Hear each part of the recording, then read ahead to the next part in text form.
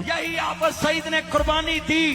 10,000 बच्चा कश्मीर के लिए, कुर्बानी के लिए। 10,000 बच्चे, ये कोई आंकड़ा नहीं बल्कि वो मासूम जिंदगियां हैं जिन्हें लश्कर ए तैयबा के सरगना हाफिज सईद ने मौत के अंधेरे कुएं में ढकेल दिया है।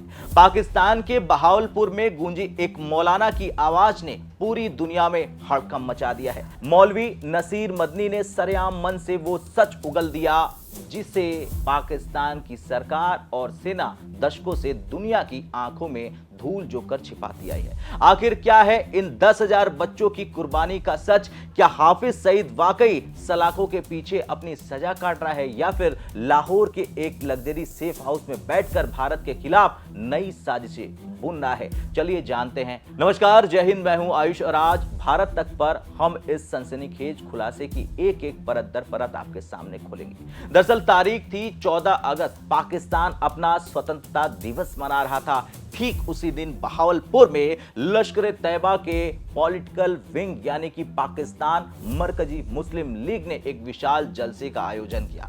अब इस मंच पर मौजूद था पाकिस्तान का मशहूर मौलाना नसीर मदनी। जोश में भरे मदनी ने हाफिज सईद की तारीफ की कसीदे पढ़ते पढ़ते अनजाने में पाकिस्तान का वो काला सच दुनिया के सामने रख दिया जिसे सुनकर किसी के भी रोंगटे खड़े हो जाएंगे। मौलाना ने साफ साफ कहा कि हाफिज सईद ने कश्मीर के लिए मादर वतन की कुर्बानी के लिए 10,000 बच्चों को पेश किया है। यह बयान सीधा सबूत है कि कैसे पाकिस्तान की धरती पर बच्चों का ब्रेन वॉश कर उन्हें बारूद के ढेर पर बैठा दिया जाता है। और जब मौलाना मदनी कुर्बानी और बच्चे पेश करने की बात करता है तो इसका मतलब समझिए ये वो बच्चे हैं जिन्हें मदरसों के नाम पर उठाया जाता है, जिन्हें जिहाद के नाम पर नफरत सिखाई जाती है और फिर उन्हें हथियारों के साथ कश्मीर की वादियों में अशांति फैलाने के लिए भेज दिया जाता है।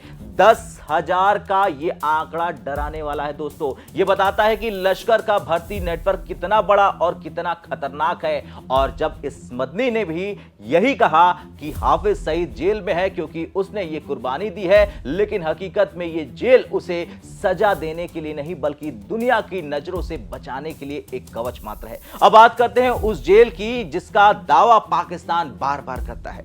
पाकिस्तान की सरकार कहती है कि हाफिज सईद लाहौर की कोट लखपत जेल में बंद है, लेकिन आज तक और इंडिया टुडे की इन्वेस्टिगेशन टीम ने इस झूठ का पर्दाफाश बहुत पहले ही कर दिया था। और असलियत यह है कि हाफिज सईद को लाहौर के जौहर टाउन में एक सेफ हाउस में रखा गया है। यहां जेल जैसी कोई सख्ती नहीं है, इसे आप एक राजसी ठिकाना कह सकते हैं जहां उसे वीवीआईपी प्रोटोकॉल मिलता है और पाकिस्तान की पुलिस उसकी पहरेदारी नहीं बल्कि उसकी सुरक्षा में तैनात है। रिपोर्ट बताती है कि इस सेफ हाउस से वो लगातार लश्कर के कमांडो के साथ बैठकें करता है और भारत के कश्मीर में नए हालातों की रणनीति भी तैयार करता है। अब इस दावे को और बल तब मिला जब 14 अगस्त को लश्कर से जुड़े कुछ सोशल मीडिया हैंडल से एक तस्वीर शेयर की गई और इस तस्वीर में एक शख्स खड़ा है जिसके कुर्ते पर पाकिस्तान का झंडा लगा है और दावा किया गया है कि यह हाफिज सईद है,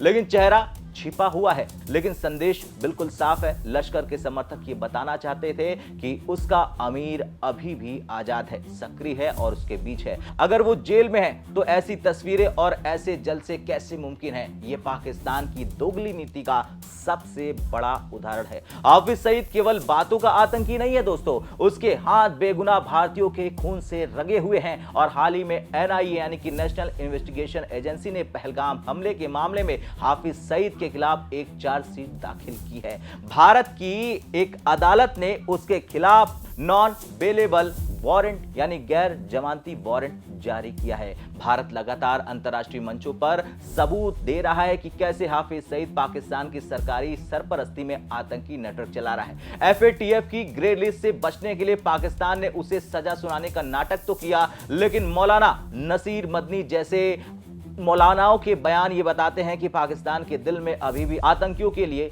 जमकर सम्मान है और भारत के लिए नफरत है। मौलवी नसीर मदनी कोई साधारण मौलवी नहीं है दोस्तों, इसके रिश्ते जैश ए मोहम्मद, लश्कर ए तैयबा जैसे खूंखार संगठनों से बहुत गहरे बताए जाते हैं। ये वो लोग हैं जो पाकिस्तानी युवाओं को बरगलाने का काम करते हैं। और मदनी का ये कहना कि हाफिज सईद चुप है, उसने कोई दुकान नहीं चलाई, कोई शहर नहीं जलाया। दरअसल पाकिस्तान की फौज और सरकार को एक चेतावनी भी है कि अगर हाफिज सईद के साथ कुछ हुआ तो ये 10,000 कमांडो लड़के खामोश नहीं रहेंगे। यह बयान पाकिस्तान के अंदरूनी डर और आतंकियों के बीच के गठजोड़ को पूरी तरह से साफ करता है। खैर दोस्तों, आज पूरी दुनिया देख रही है कि पाकिस्तान कैसे आतंक की फैक्ट्री चला रहा है, खुलेआम चला रहा है। 10,000 बच्चों को मौत के रास्ते पर भेजना कोई गौरव की बात नहीं है, बल्कि मानवता के खिलाफ अपराध है। भारत ने साफ कर दिया है दोस्तों कि आतंक और बातचीत एक साथ नहीं चल सकते हैं। जब तक हाफिज सईद जैसे लोग पाकिस्तान में खुलेआम सेफ हाउस में पलेंगे, तब तक पाकिस्तान के लिए हालात नहीं बदलने वाले हैं। अब आपकी बारी, आपसे सवाल है,